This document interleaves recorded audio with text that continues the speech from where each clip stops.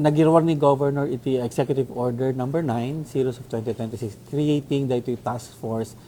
iti energy security, conservation, and crisis response iti para iti probinsya tayo nga La Union. This is of course in response or in support to the issue ti Malacanang previously nga Executive Order 114 kapot ito nga the crisis nga mapaspasamak dita Middle East. So dito nga task force kat adati na dumaduma nga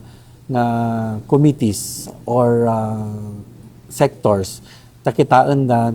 tapno makita tayo diya or ma-address tayo diya effect potential man wano diya madaman nga effect dito crisis energy crisis nga mapaspasama. Task force tayo para mag-monitor iti prices ti fuel, market surveillance, kitaan tayo baka damat iti bigla-bigla nga ngumato ti presyo ti kwa nga awan hanga na masurot iti regulation at damat iti task force tayo on dito consumption tayo iti fuel and energy dito provincial government iti La Union. Adamat iti task force tayo on information tapno maamon dagiti ka-Ilocanos tayo dagitoy dapat nga aramidan babaan nga ron ta tayo iti crisis nga mapungko na. Well kadagitoy padak nga taga nga Ilocanos ket amo yumet ket iti effect daytoy crisis nga mapaspasamak dita Middle East ket global kun nga kunada. So kay na sa uwan apektado tayo dito ikwa. Ket hantay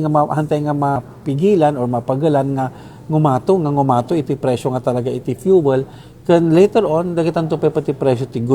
goods tayo dagiti produkto tayo. Isu nga datayo in our own little way aramiden tayo balay tayo matlaan dagiti energy saving measures amo tayo dagitoyon tapno kasano tapno hantay umat unay nga marigatan namaan tayo nga iti provincial government of La Union nga idadalwa ni Governor Mario ket agtutuloy nga agpanpanunot iti assistance nga mabalin nga maited kadagiti ka-Ilocano nga affected lalong-lalo dagiti vulnerable sectors tayo dagiti farmers, fisher folks, dagiti toda, dagiti tricycle drivers, jeepney drivers adda iti pamplanuan adan to ti mapasamak nga assistance nga maited para kadagitoy. Ken dagitoy pati dagitoy small business owners tayo mabalin dagita nga apo ti panpanuton ni Governor tapno matulungan dagitoy ka-Ilocanos.